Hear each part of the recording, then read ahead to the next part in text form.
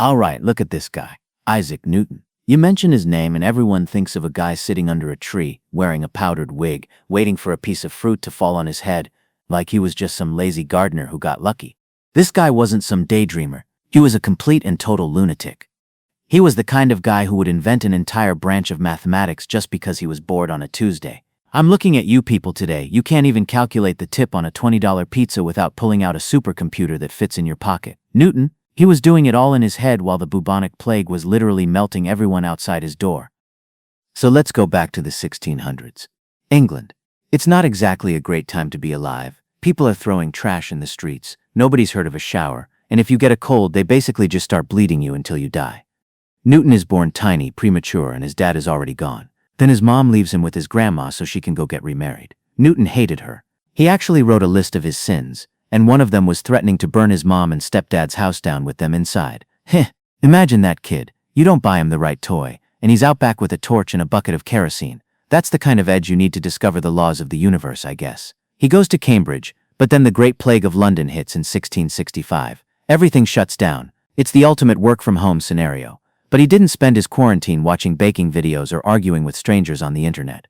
No. He goes back to his family farm for 18 months and basically invents the modern world. He figures out how light works by sticking a literal needle behind his own eye socket just to see what would happen. Who does that? Who looks at their own eyeball and thinks, I bet I can get some great data if I just poke this with a knitting needle?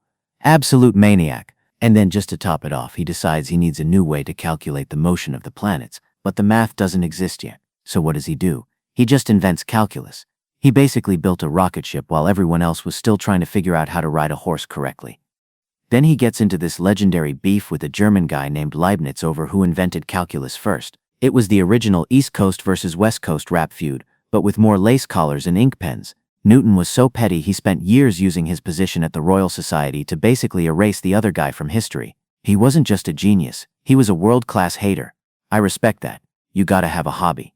Then we get to the Principia. This is the book that changed everything. He lays out the 3 laws of motion. You know, the stuff you ignored in high school while you were trying to figure out how to get a date.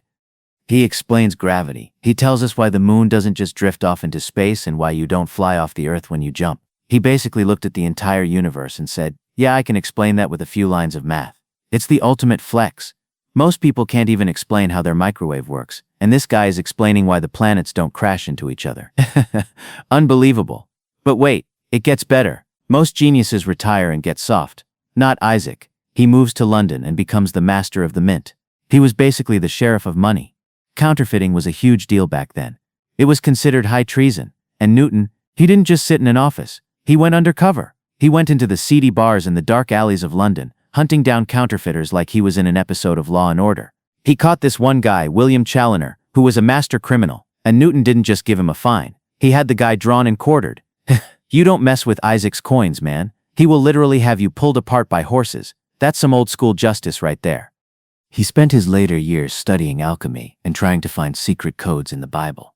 People say he went a little crazy, but honestly, if you spent 40 years being the smartest person on the planet, you'd probably start looking for magic too. He never got married, probably never even had a girlfriend. He didn't have time for your feelings or brunch. He was too busy being the father of modern physics. Think about it. Every time a plane stays in the air, every time a bridge doesn't collapse, every time we send a probe to Mars, that's all Newton. We're all just living in Isaac's world and paying rent. And we have the nerve to complain when the grocery store is out of the specific kind of yogurt we like? He died in 1727 and was buried like a king. Because he was. He was the king of the grinders. He didn't have a life balance. He had a I am going to solve the universe balance. That is a luminary mind, alright? An absolute savage with a telescope and a grudge. So next time you see an apple, don't think about some guy having a picnic. Think about the guy who poked his own eye for science and then executed a guy for messing with his pennies. Newton, a total legend. See you next time on the Luminary Minds.